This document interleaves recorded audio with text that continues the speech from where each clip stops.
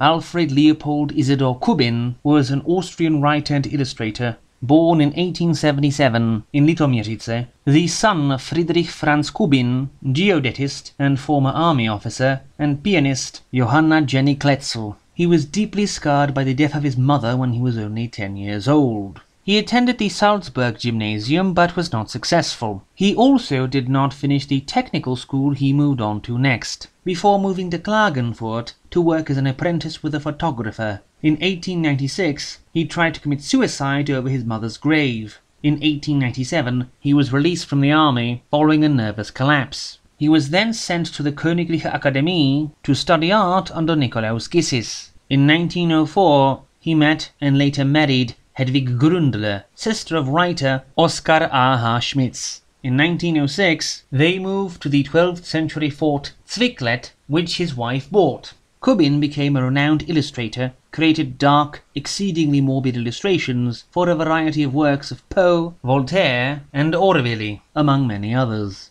He would eventually earn membership of the Akademie der Preußischen Künste zu Berlin, as well as the title of professor. He died in 1959 in Zwicklet.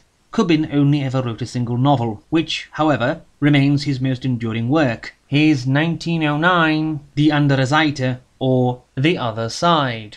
The novel begins with the narrator relating how he had met the elusive, enigmatic Klaus Patera while attending the Salzburg Gymnasium. The two lost touch when the narrator changed schools, but many years later, a stranger arrives at his door. It turns out Patera had, in the meantime, become the richest man in the world, and is devoted to spending his absurdly gigantic fortune to create a dream empire, or Traumreich, consisting of 3,000 square kilometers, to house those not in tune with modern culture. Well, modern in the 1900s anyway, isolated from the outside world behind immense walls. The entire idea being that Patera has a deep-seated hatred of all forms of progress, including scientific progress. Following a journey to North India, where Pearl, the capital of the Traumreich, is situated, we see that Patera is truly chronically nostalgic. The entire city consists of buildings in the style of several generations ago, all the inhabitants being forced to wear old-fashioned clothes, wigs and all, and going around in horse-drawn carriages.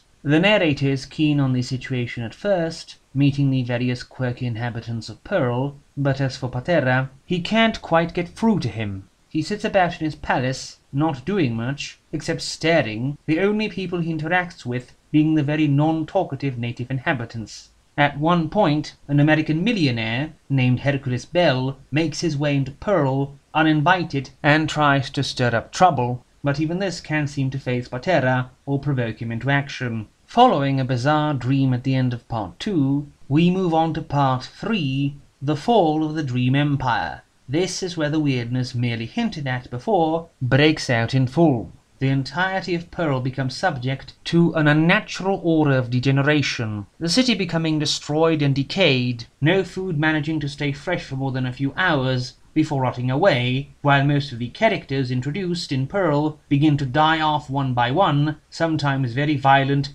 grisly deaths, before a confrontation between Patera and the narrator and the end of the dream. A unique work worth perusing at almost any cost, its rarity in the West, until recently, being utterly shameful.